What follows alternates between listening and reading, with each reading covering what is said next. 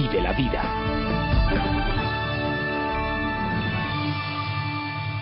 Buenas. Les informamos a los oyentes de Caracol que quieran ponerse en contacto con los programas, llamar al 245-9706, 245-9706 o escribir a los emails de auribe@hotmail.com, de auribe@hotmail.com. Hoy vamos a ver el final de los dioses vikingos y de cómo los vikingos se convirtieron en europeos.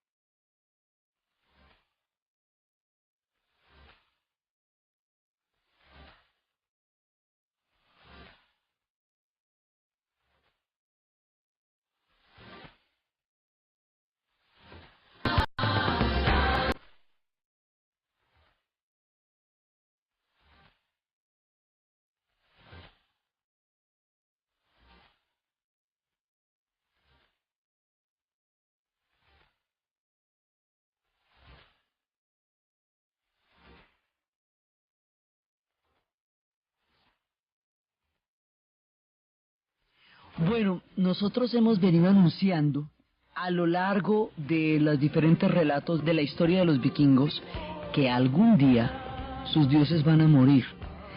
Hay pueblos que tienen un concepto de lo sagrado donde los dioses mueren, donde hay un destino fatal o un ciclo que termina por completo una era y comienza otro.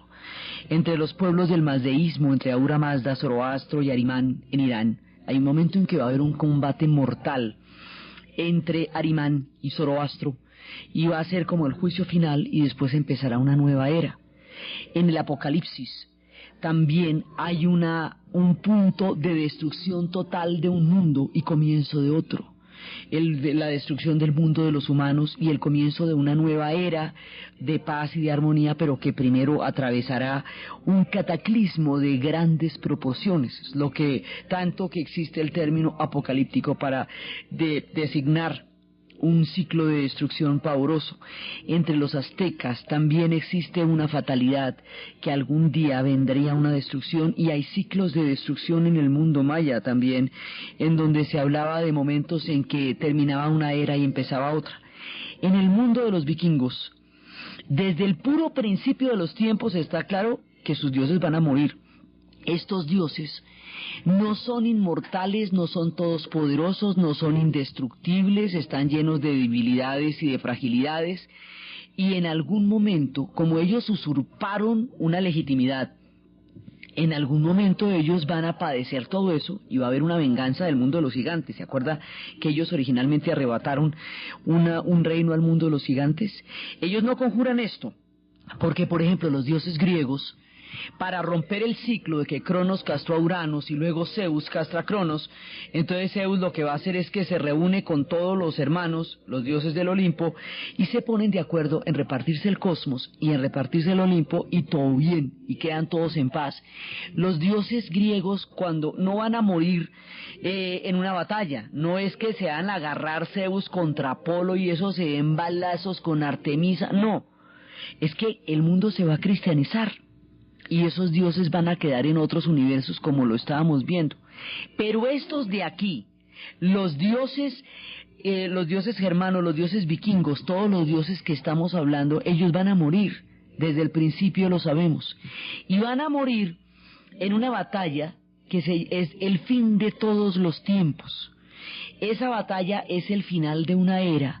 Y todos sus dioses, Thor, Odín, Loki, todos ellos van a morir exterminándose los unos a los otros en el enfrentamiento final entre los dioses del bien y los dioses del mal.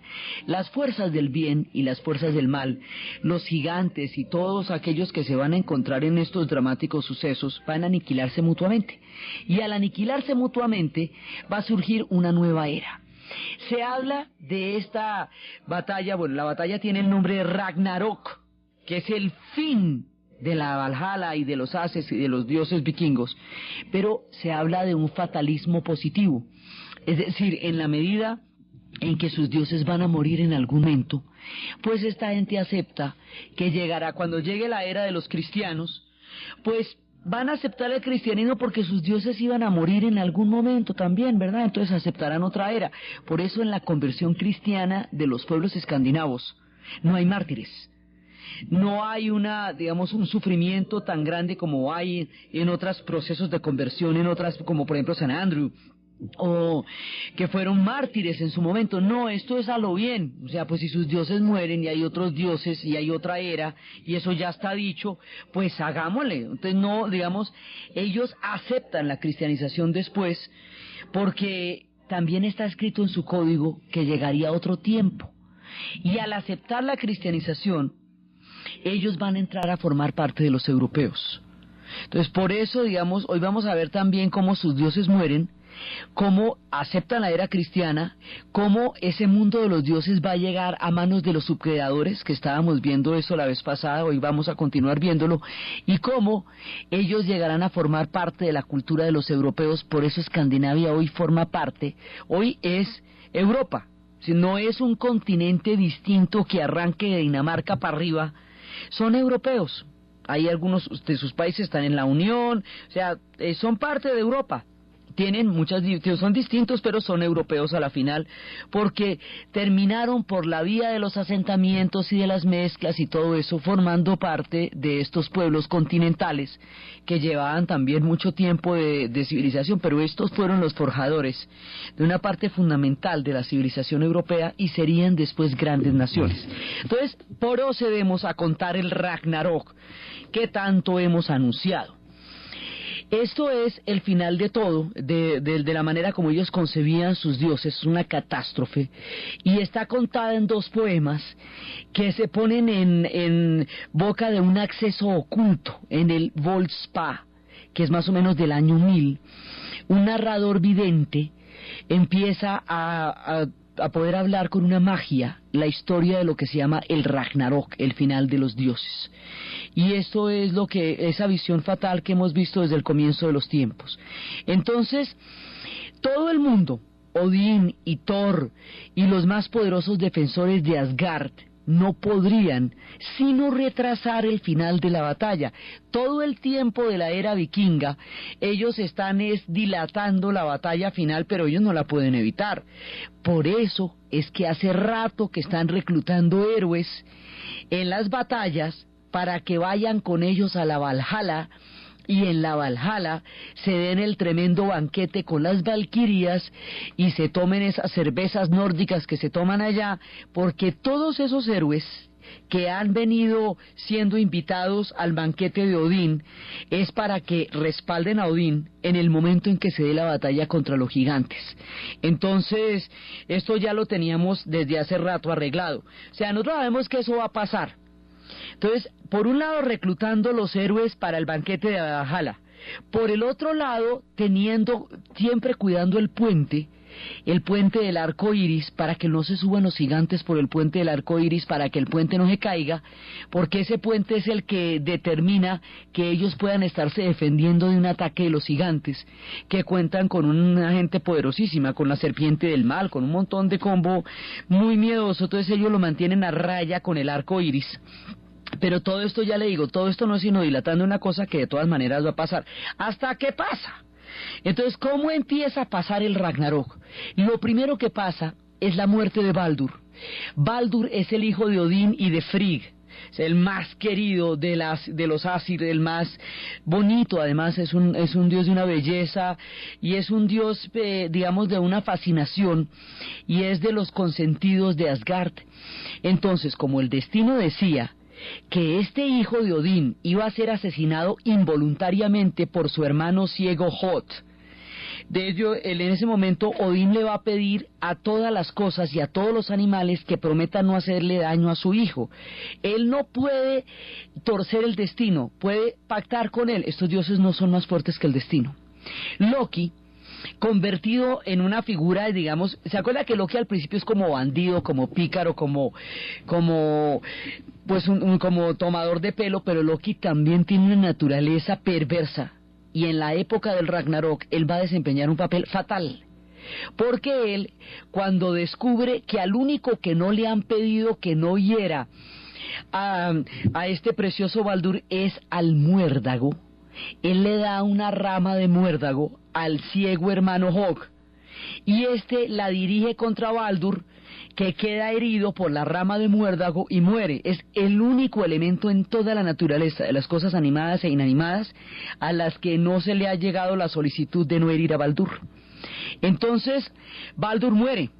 Frigg, su madre, va al reino de Hel. Fíjese que Hel es la reina de los muertos, y Hel es la palabra inglesa para infierno, Hell. Entonces, mire de dónde van saliendo todas las cosas acá. Ella va al reino de Hel, que es la reina de los muertos, para pedirle la resurrección. Pero Loki va saboteando aquí todos los intentos y desbarata la misión de Frigg. Entonces, como venganza contra Loki, esto sin venganzas no se entendería. La venganza contra Loki es atarlo a 3 rocas afiladas con las entrañas de su propio hijo Narfi, donde estará ahí hasta el día que llegue el Ragnarok. Entonces cuentan los poetas que Snorri está llegando la época de la guerra salvaje. Hay un anuncio, dice que era un hacha, que era una espada, que era un viento, que era un lobo, que habrá un terrible invierno que va a durar 3 años, que los lobos que durante tanto tiempo han estado persiguiendo a la luna y al sol finalmente la van a devorar, que la tierra temblará, que los árboles van a ser arrancados, que eso se va a teñir de sangre, la luna se va a teñir de sangre y el universo se va a poner muy triste, que los gallos van a cantar, que uno de los árboles de los condenados y el otro de Hel y el otro de la Valhalla van a ser arrancados para mostrar que las fuerzas del mal finalmente han sido desatadas. Hay un personaje aquí que es miedosísimo, que es el lobo Fenrir, que va a romper las cadenas, y Jormungand, que es la serpiente del mal. Tyr, uno de los dioses primigenios, que es uno de los dioses más ligados al cumplimiento de la ley, a la observación de las costumbres, él es un dios manco, porque para sacrificar algo a lo que es el cumplimiento de la ley, le va a poner la mano al lobo Fenrir, y el lobo Fenrir se la quita de un mordisco, por eso es manco. Así como Odín había perdido un ojo en la búsqueda del conocimiento, este va a perder la mano, Tyr va a perder la mano buscando la observancia de la ley. Tyr es muy importante, y en su versión inglesa va a ser Tuesday, y por él es que el segundo día de la semana en inglés se llama Tuesday por Tyr. Entonces es el martes, o sea que en nuestra traducción se llama así por los dioses romanos, por Marte, la versión griega del dios de la guerra, pero en inglés se llama Tuesday porque viene de Tyr. Entonces resulta que el lobo que le quitó la mano a Tyr romper sus cadenas, lo tenían encadenado porque era un peligro, hermano. Entonces rompe las cadenas y libera a la serpiente del mal. Ella va a surgir con un veneno en la boca, y todos los enemigos de Asir se van a unir en la batalla, y Surd se va a dirigir a los gigantes del fuego de Muspel, y aquí pasa una cosa tenaz. El puente del arco iris, que tanto hemos protegido, Bifrost, va a ceder bajo el peso de este combo que está saliendo. Al caerse el puente, entonces va a agitar a Horgmurd, el océano va a inundar a Hel y le va a arrancar el barco de Nafgal de sus armaduras. Este barco es un barco del mal, es un temible buque que está hecho de los fragmentos de las uñas de los muertos. Entonces Loki se va a liberar de las cadenas, porque acuérdese que él estaba atado por Nafgal. Se va a liberar de las cadenas y va a dirigir todo este combo hacia Asgard, acompañado por Hymir, el gigante del hielo, porque esta batalla es contra los gigantes. ¿Se acuerda que porque era contra ellos, eran sus enemigos, y todos los campeones de Hel? Entonces se va a armar un combo miedosísimo que se dirige hacia Asgard ya cuando el puente se ha roto. Una vez que el puente se haya roto, ya nada los va a proteger. Entonces, mientras tanto en Asgard, Heinal, el vigilante divino, va a soplar el cuerno en la señal de alarma, y el árbol de la vida y los gigantes y los enanos van a temblar de miedo. Y Odín buscará el consejo en el manantial del conocimiento. y los dioses y los humanos y los héroes se van a reunir. Desde los tiempos de la Valhalla que estaban juntos, van a tomar las armas y van a seguir al campo de batalla para enfrentarse al enemigo, y se va a dar la batalla y Freyr va a ser asesinado por una llameante espada de Surt, que fue el que dio la voz. Thor va a matar a la serpiente Jormungand, pero la serpiente lo va a alcanzar a envenenar. Así que Thor va a morir, la mata, pero él también muere. Odín va a caer frente a Fenrir, el lobo terrible, que va a ser apuñalado en el corazón de Vidar. El hijo del dios Tyr se va a enfrentar a Garim, porque el destino de Tyr, el que decimos que es el origen del nombre de Tuesday, de martes, el destino de este tipo es morir enfrentando a Garim, el perro de Hel, el perro del infierno. Y estos se van a destruir el uno al otro. El temblor también va a hacer que Heimdall y Loki se destruyan. Entonces las chispas de la espada de Surt van a prender fuego sobre la tierra. El sol se va a oscurecer, el firmamento se va a abrir, las estrellas caerán bajo el cielo, y el océano se va a romper, y las barreras del agua van a ceder, y la tierra se va a hundir dentro del mar. Y después de ese cataclismo final, la tierra va a continuar en una nueva era, y esa era va a reemplazar, va a salir de las cenizas y de la pérdida, y el sol más brillante se va a elevar sobre el cielo, y los dos hijos de Odín van a sobrevivir, igual que los hijos de Thor, se van a unir con los hijos de Hot, y con Baldur liberado por fin del Hel, y Midgard sobrevivirá una pequeña pareja de Midgard que van a poder atravesar el holocausto, van a estar escondidos en los bosques de Jútmir. La tierra se repoblará de hijos y las semillas del mal estarán presentes en la época de la inocencia, pero estarán ya neutralizadas, y las palabras de Volstad, del vidente, van a quedar ante el silencio del dragón alado que surge de las profundidades y que lleva las alas de los cadáveres de los muertos. O sea, es una descripción absolutamente tenebrosa, y termina tan terrible como termina el anillo de los Nibelungos. Entonces, donde se acuerda que en el anillo de los Nibelungos todo el mundo se destruye y se neutralizan los unos a los otros en todas estas fuerzas de las venganzas desatadas. Eso es lo que va a pasar en el cielo, en Asgard, en los dioses de la mitología nórdica. Se van a neutralizar las fuerzas del bien y del mal, y se va a destruir absolutamente todo. Y esto, que lo habíamos predicho, digamos, en la manera como se desarrollará la historia de los Nibelungos, va a pasar a un nivel cósmico gigantesco en la batalla del Ragnarok.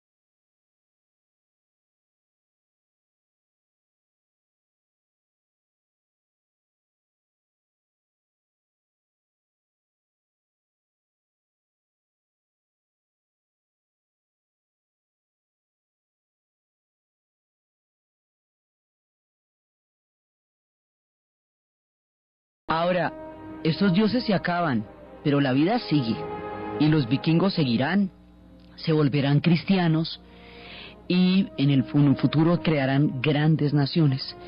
Hay diferentes maneras como entender este Ragnarok.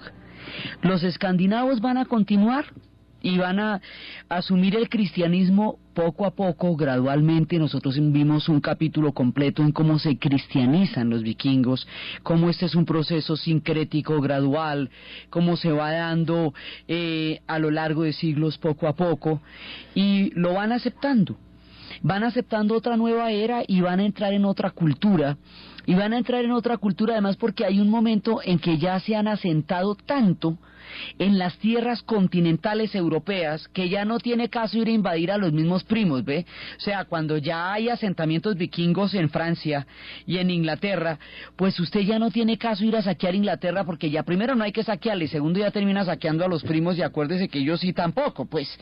Entonces, hay un momento en los pueblos guerreros en que la guerra se agota también para ellos.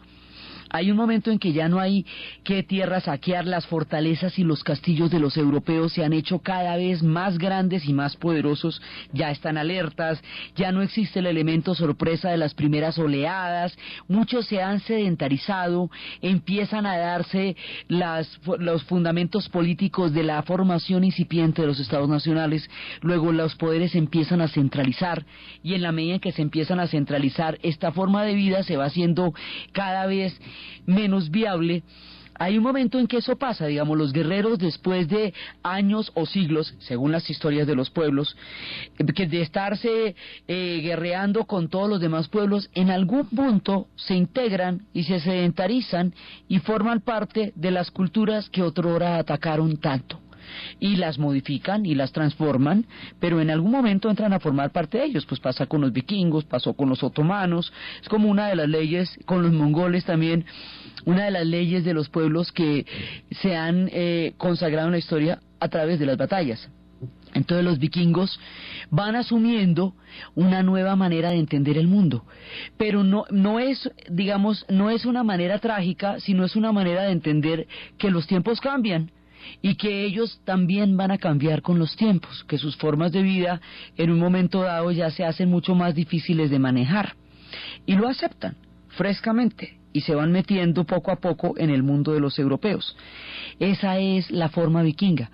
Ahora, cuando en los tiempos del Tercer Reich, los abuelos de los vikingos que hemos dicho que son los germanos, cuando a Hitler le da la locura de invocar a los antiguos dioses de Asgard para fundamentar todo lo que fue el delirio histórico que llevó a la tragedia más grande del siglo XX, que es el Holocausto, en ese momento él está imbuido de un espíritu de destrucción terrible.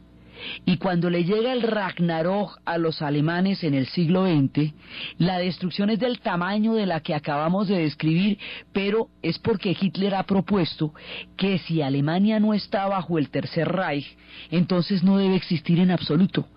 No le da una salida distinta al proyecto histórico en que la montó, arrastra a su pueblo a la más profunda derrota y a la destrucción total y absoluta, y entonces se les cumple el Ragnarok a ellos, pero no por la vía de los dioses, no por la voluntad de Odín ni de Thor, ni siquiera por la usurpación de los gigantes, sino por el delirio enloquecido de Hitler y los oficiales del Tercer Reich, que se les ocurrió invocar a estos dioses para dominar el resto de los pueblos europeos y someterlos a un estado de locura que llevaría a la destrucción de Alemania. Aún así, después de la destrucción de Alemania, después de su Ragnarok y de los oscurísimos y durísimos días de invierno que pasaron para el pueblo alemán, que fueron mucho más de 3 años, se recuperaron. Yo soy parte del G8, son, digamos, de los que mandan la parada en el mundo moderno. Tampoco es para uno morirse, digamos, todos estos pueblos a la final van a sobrevivir.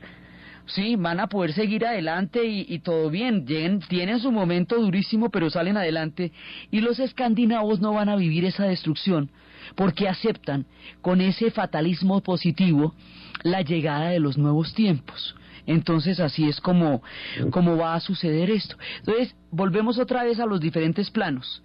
En el plano de los hombres, ellos se van asimilando a los diferentes pueblos, y en el plano de los dioses, estábamos viendo la vez pasada cómo a través, primero, fueron embestidos por el cristianismo los dioses del antiguo de Asgard, luego fueron embestidos, y las religiones del bosque en general, no solamente los dioses escandinavos, sino también los celtas y todas las religiones del bosque en su conjunto. Luego, cómo la Ilustración las condenó a la falsedad y a la superstición, porque no codificaban los elementos de la razón y la verificación en que el empirismo y el racionalismo habían confinado el conocimiento en Occidente. O sea, el conocimiento solamente podía estar inscrito dentro del plano cartesiano y comprobado dentro del espíritu pragmático y dentro del espíritu de los empiristas, que a través de un método que va a ser el forjador de la ciencia moderna, emplean una forma de verificar si una cosa es verdad o no es verdad. Y habíamos visto cómo toda la subjetividad va a ser desplazada de la formación de la ciencia moderna, incluso la fe, porque también el cristianismo, la Ilustración y la ciencia lo van a dejar de lado para entrar en otra interpretación del mundo, y habíamos visto cómo todos estos elementos van a sacar a las antiguas religiones del bosque del universo del culto. Pero hemos visto cómo la máquina y todo el desarrollo del siglo XIX y las consecuencias de la máquina empiezan a hacer pensar a muchos que eso no es tan chévere así nomás, y que la idea de progreso también entraña formas de destrucción y esclavización del hombre nunca antes vistas, como la máquina devora a los seres del siglo XIX en lugar de liberarlos. Esta idea que a los románticos los va a hacer reaccionar contra una idea de verdad única, contra una idea que ha destruido todos los demás interpretaciones del mundo, que justificaba el colonialismo, porque habíamos visto que este esquema va a llamarse civilización y todo lo que no codifique en él va a ser conocido como superstición o barbarie, y habíamos visto cómo los románticos reaccionan contra esto, y reaccionan en la música con Wagner, que precisamente lo estábamos escuchando con la muerte de Sigfrido, reaccionan en la literatura, que es donde más dura es la explosión, con Novalis y con Byron y todos estos personajes del romanticismo que habíamos visto la vez pasada, y cómo se desarrolla el concepto de infancia en el siglo XIX, porque antes los niños eran adultos chiquitos y los ponían a tocar los tambores en la mitad de las batallas, y cómo después de esto los grandes recopiladores como los hermanos Grimm van a empezar a tomar las religiones del bosque y las van a convertir en cuentos infantiles. Entonces, eso era lo que estábamos viendo nosotros la vez pasada, cómo pasaron del culto de los dioses, del gran árbol de Yggdrasil, a los cuentos infantiles, las diferentes religiones del bosque. Ese es uno de los rumbos, los cuentos infantiles. Es una de las maneras en que la literatura va a recuperar, a través del relato que se le cuenta a los niños en las noches, todas esas historias que eran religiones de los bosques. Y habíamos hablado la vez pasada de los frijoles mágicos y de las mujeres que corren con los lobos, y de cómo las mujeres salvajes quedaron confinadas al mundo sumiso de las mujeres cristianas, pero una antigua religión del bosque estaba infiltrada en los cuentos de hadas. Todo eso lo vimos la vez pasada. Esa es una vertiente. Pero hay, y también lo vimos en la literatura a través del romanticismo, pero es que hay muchas otras en las cuales estas diferentes religiones van a sobrevivir. Una de ellas, y es específicamente de los pueblos celtas, es el trabajo que va a hacer Yeats. El poeta Yeats va a vivir en Irlanda en el momento más aterrador de la historia de Irlanda, y Irlanda ha tenido momentos bien feos, cuando la partición, cuando la guerra civil, cuando Inglaterra se toma los 5 condados del norte protestantes, que en su mayoría protestantes, y se crea la República de Irlanda, y hay una guerra civil y hay una rebelión en ese tiempo del 16 al 21, que Irlanda ve las sombras.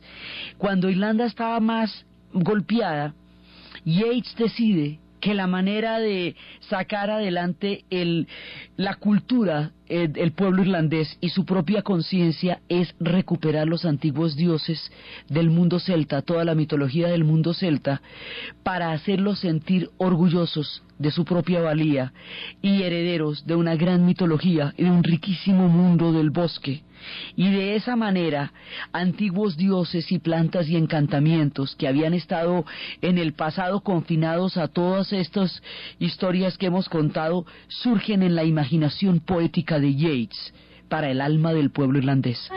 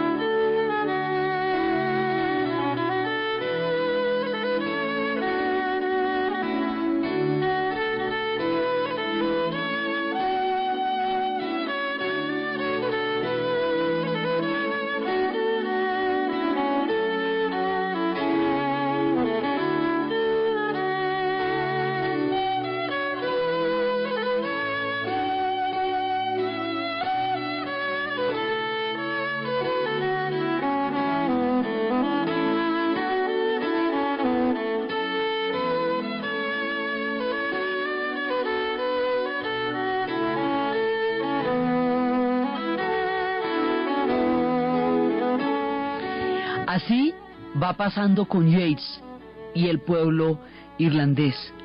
Más adelante, cuando venga la Primera Guerra Mundial y pasen los horrores que vayan a pasar y el sueño de los monstruos, como había predicho en sus noches de más oscuras pesadillas Goya en sus pinturas, cuando vio las monstruosidades que se estaban haciendo en nombre de la razón, cuando eso pase va a surgir una generación traumatizada, una generación que vio los horrores de la máquina y vio al hombre metido en el sinsentido.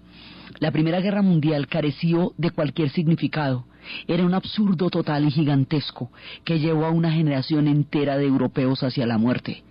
Y después de este dantesco espectáculo de la sinrazón humana, después de este suicidio de la razón, hay una añoranza por el honor, por la verdad, hay una añoranza por la lealtad, por aquellas palabras que realmente valían, por el fuego que realmente importaba.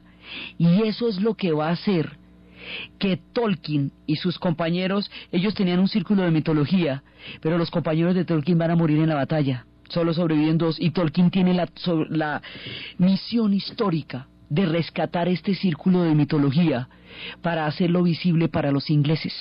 Entonces él ve que los escandinavos tienen su propia mitología y crea la mitología de los ingleses sobre la base de una combinación de mitos escandinavos y mitos celtas, y va a crear una mitología específicamente para los ingleses. Él se llama a sí mismo un subcreador, porque dice que los subcreadores son aquellos que hacen visibles los mundos que han sido durante mucho tiempo ocultos para los ojos de la gente.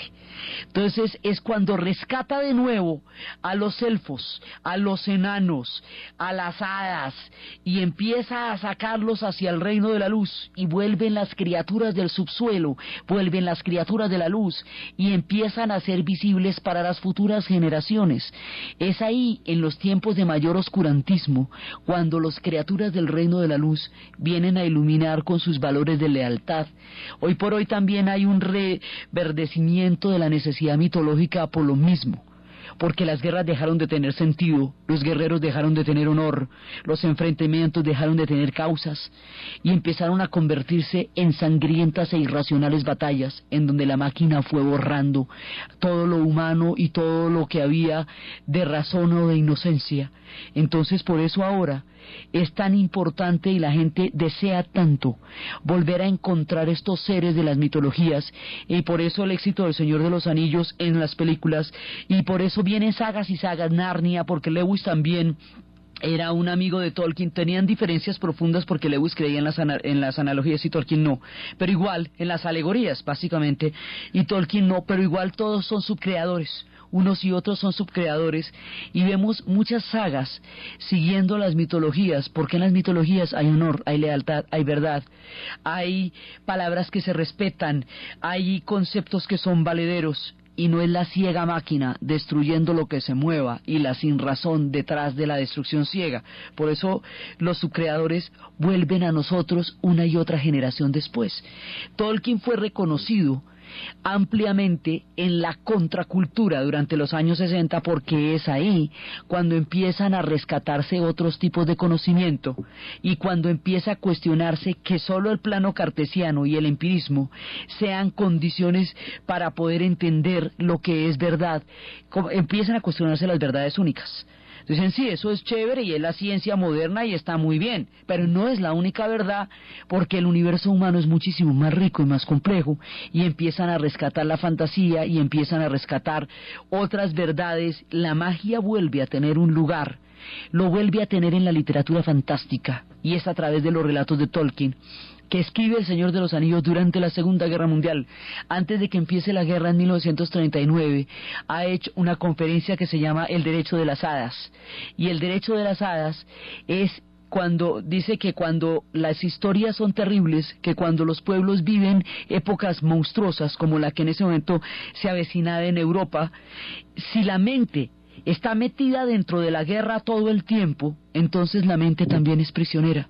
Hay veces cuando los cuerpos tienen que vivir cosas terribles, la mente puede liberarse, y una de las maneras de liberarse es a través del mundo de la fantasía, no como un escapismo, sino como el derecho a ejercer la libertad de la imaginación, porque la imaginación suya es suya y esa no la controla nadie.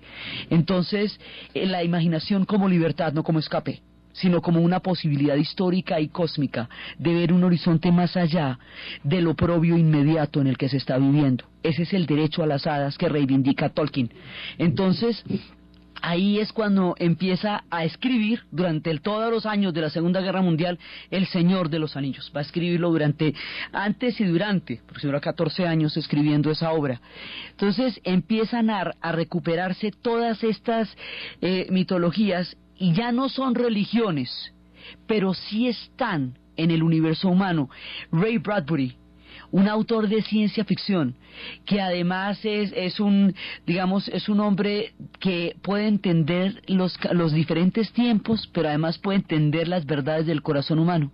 Él habla del libro de las brujas, y él habla de un libro, de un cuento, donde si se pierde el último libro de las brujas desaparecerán.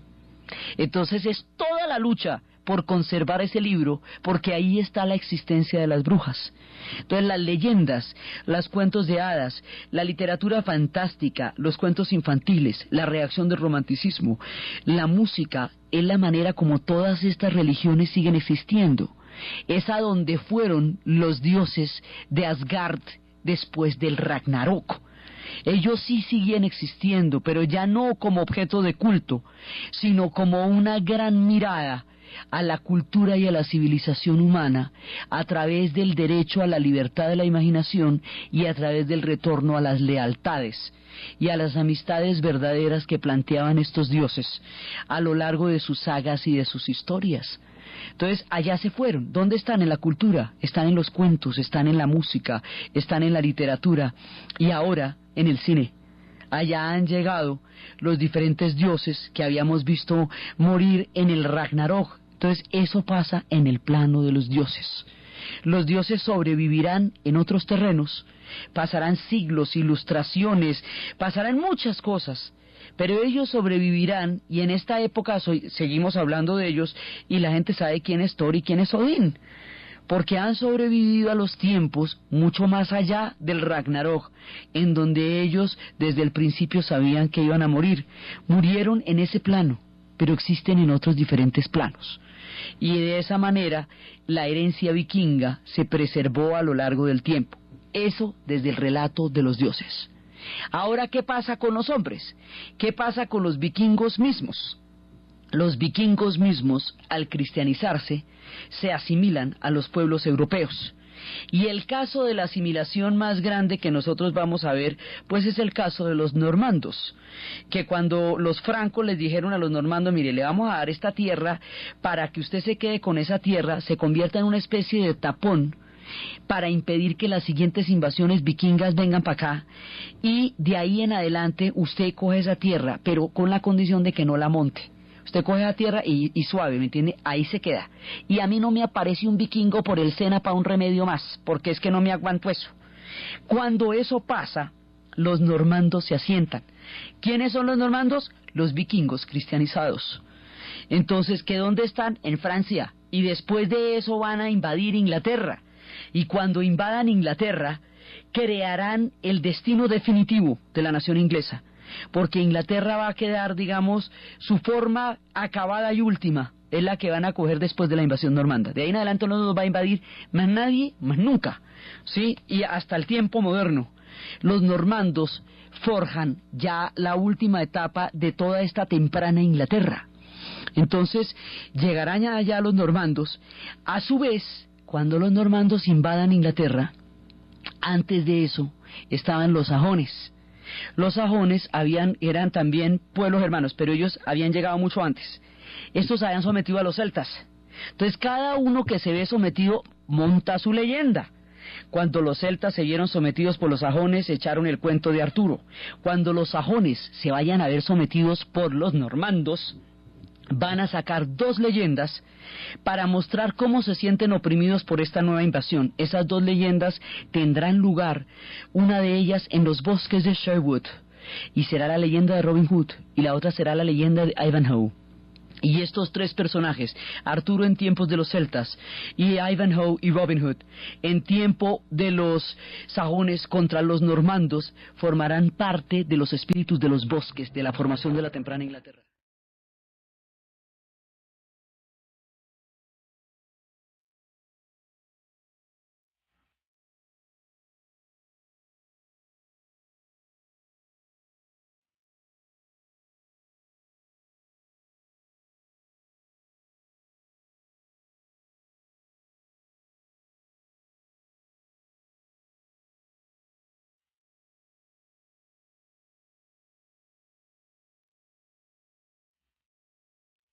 En ese momento, Robin Hood va a ser un miembro de la nobleza sajona que se siente oprimido por los normandos y que se va a rebelar contra Juan sin Tierra, rey, porque su verdadero rey, el verdadero heredero del trono, Ricardo Corazón de León, está peleando en las cruzadas. Ya llegan las cruzadas.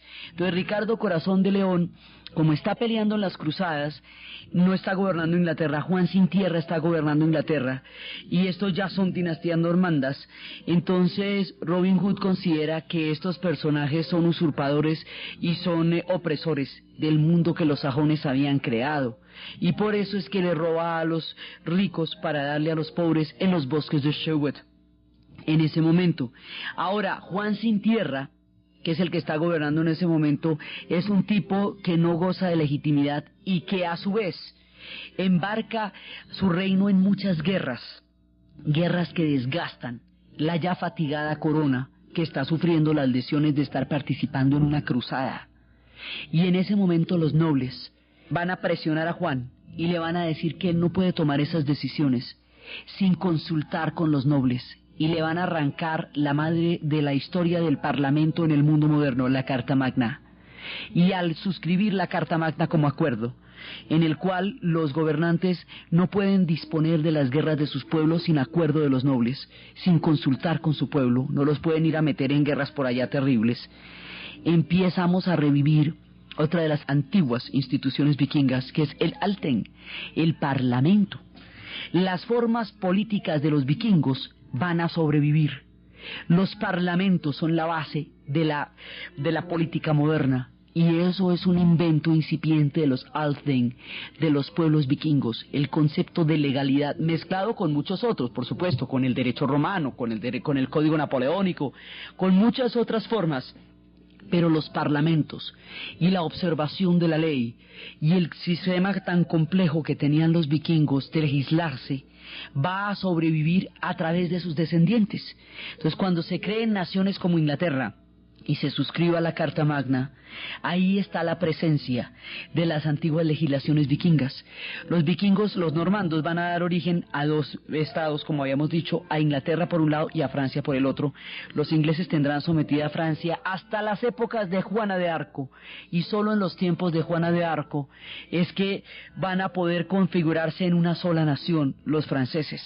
Pero ambos son herederos de los normandos y sus lenguas están entrelazadas por la antigua lengua de los vikingos. Entonces los vikingos en estas dos naciones se van a llamar normandos y van a constituir también sus propias naciones ellos, naciones formidables. Y después, cuando ya la era vikinga se haya terminado, ellos serán comerciantes de una prosperidad económica increíble que se llamará la Liga Hanseática, y empezarán a tener una historia europea nórdica hasta llegar a crear pueblos tan supremamente maravillosos. Hoy se consideran las naciones más democráticas del mundo. En esas tierras nació la historia del premio Nobel, tanto como héroes como Raúl Wallenberg y grandes literatos como Ibsen. La forma como los vikingos se convierten en europeos, la manera como se van a convertir en naciones, es lo que vamos a ver en los siguientes programas. Aquí termina la saga vikinga como tal. Terminan cristianizados, terminan asimilados, pero a la vez influenciando y ejerciendo un importantísimo papel civilizador en la Europa. Europa se va a conmocionar, a crear, a refundar y a revitalizar por la presencia de los pueblos vikingos. Sus sagas, sus historias y sus dioses influenciarán poderosamente la formación del continente europeo. Y estos pueblos a su vez van a empezar su rumbo hacia convertirse en estados nacionales, hasta llegar a ser formidables pueblos que hoy día están, digamos, entre los pueblos más sabios y democráticos del mundo. Ese es el proceso que vamos a empezar ahora. En este momento, aquí, en este punto del relato, termina la saga vikinga como tal, y empieza la saga de los pueblos escandinavos, en su destino europeo, para convertirse en los pueblos que hoy son. Aquí terminamos la parte medieval y luego empieza cómo ellos se van metiendo dentro de los progresos de los europeos y van a seguir siendo durante mucho tiempo y aún ahora un gran influjo civilizador.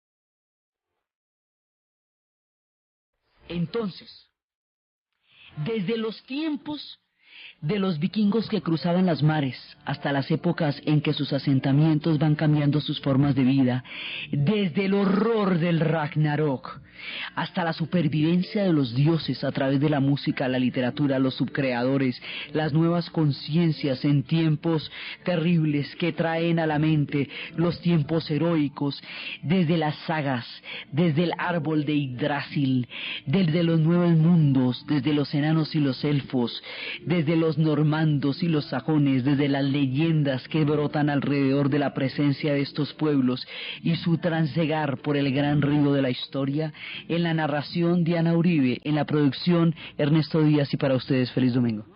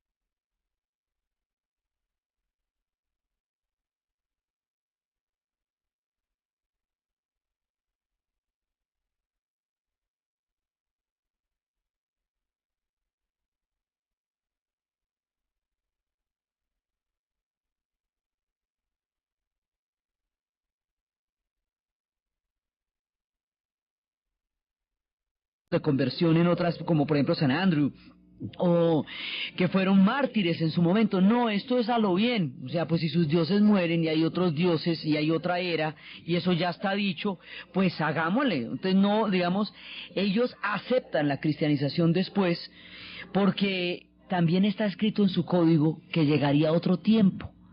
Y al aceptar la cristianización, ellos van a entrar a formar parte de los europeos. Entonces por eso, digamos, hoy vamos a ver también cómo sus dioses mueren, cómo aceptan la era cristiana, cómo ese mundo de los dioses va a llegar a manos de los subcreadores, que estábamos viendo eso la vez pasada, hoy vamos a continuar viéndolo, y cómo ellos llegarán a formar parte de la cultura de los europeos. Por eso Escandinavia hoy forma parte, hoy es Europa, si no es un continente distinto que arranque de Dinamarca para arriba, son europeos. Hay algunos de sus países están en la Unión, o sea, son parte de Europa. Tienen muchas, son distintos, pero son europeos a la final, porque terminaron por la vía de los asentamientos y de las mezclas y todo eso, formando parte de estos pueblos continentales que llevaban también mucho tiempo de civilización, pero estos fueron los forjadores de una parte fundamental de la civilización europea y serían después grandes naciones. Entonces, procedemos a contar el Ragnarok que tanto hemos anunciado.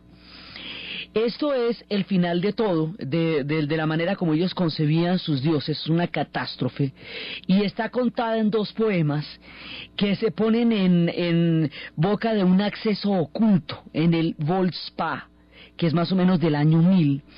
Un narrador vidente empieza a no fatal, o un ciclo que termina por completo una era y comienza otro.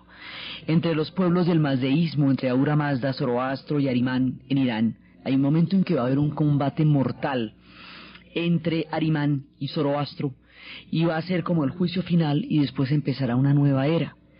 En el Apocalipsis también hay un punto de destrucción total de un mundo y comienzo de otro. La destrucción del mundo de los humanos y el comienzo de una nueva era de paz y de armonía, pero que primero atravesará un cataclismo de grandes proporciones, lo que tanto que existe el término apocalíptico para designar un ciclo de destrucción pavoroso. Entre los aztecas también existe una fatalidad, que algún día vendría una destrucción, y hay ciclos de destrucción en el mundo maya también, en donde se hablaba de momentos en que terminaba una era y empezaba otra. En el mundo de los vikingos, desde el puro principio de los tiempos está claro que sus dioses van a morir. Estos dioses no son inmortales, no son todos poderosos, no son indestructibles, están llenos de debilidades y de fragilidades, y en algún momento, como ellos usurparon una legitimidad, en algún momento ellos van a padecer todo eso y va a haber una venganza del mundo de los gigantes. ¿Se acuerda que ellos originalmente arrebataron un reino al mundo de los gigantes? Ellos no conjuran esto, porque por ejemplo los dioses griegos, para romper el ciclo de que Cronos castró a Uranos y luego Zeus castra a Cronos, entonces Zeus lo que va a hacer es que se reúne con todos los hermanos, los dioses del Olimpo, y se ponen de acuerdo en repartirse el cosmos y en repartirse el Olimpo, y todo bien, y quedan todos en paz. Los dioses griegos, cuando no van a morir en una batalla, no es que se van a agarrar Zeus contra Apolo y eso se den balazos con Artemisa, no, es que el mundo se va a cristianizar. Y esos dioses van a quedar en otros universos como lo estábamos viendo. Pero estos de aquí, los dioses germanos, los dioses vikingos, todos los dioses que estamos hablando, ellos van a morir. Desde el principio lo sabemos. Y van a morir en una batalla que es el fin de todos los tiempos. Esa batalla es el final de una era. Y todos sus dioses, Thor, Odín, Loki, todos ellos van a morir exterminándose los unos a los otros en el enfrentamiento final entre los dioses del bien y los dioses del mal. Las fuerzas del bien y las fuerzas del mal, los gigantes y todos aquellos que se van a encontrar en estos dramáticos sucesos van a aniquilarse mutuamente, y al aniquilarse mutuamente va a surgir una nueva era. Se habla de esta batalla, bueno, la batalla tiene el nombre de Ragnarok, que es el fin de la Valhalla y de los Ases y de los dioses vikingos, pero se habla de un fatalismo positivo, es decir, en la medida en que sus dioses van a morir en algún momento, pues esta gente acepta que llegará, cuando llegue la era de los cristianos, pues van a aceptar el cristianismo porque sus dioses iban a morir en algún momento también, ¿verdad? Entonces aceptarán otra era. Por eso en la conversión cristiana de los pueblos escandinavos no hay mártires.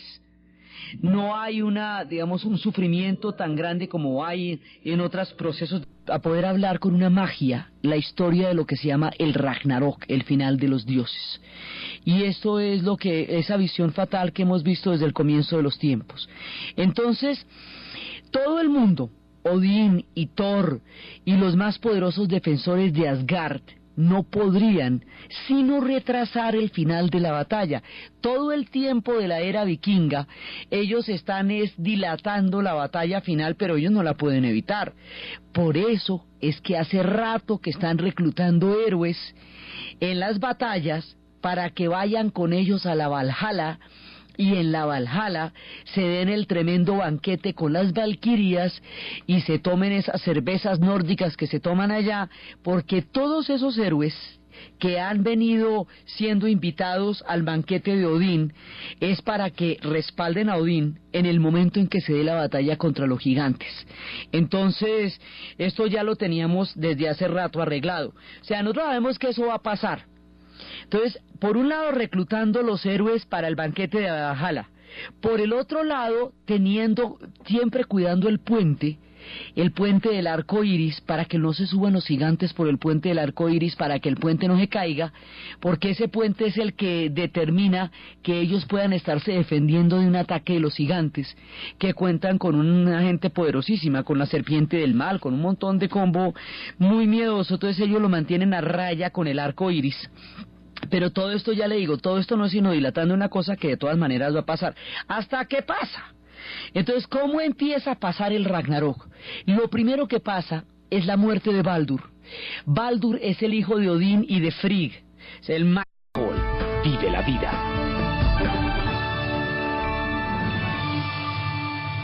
Buenas. Les informamos a los oyentes de Caracol que quieran ponerse en contacto con los programas, llamar al 245-9706, 245-9706, o escribir a los emails de auribe@hotmail.com, de auribe@hotmail.com. Hoy vamos a ver el final de los dioses vikingos y de cómo los vikingos se convirtieron en europeos.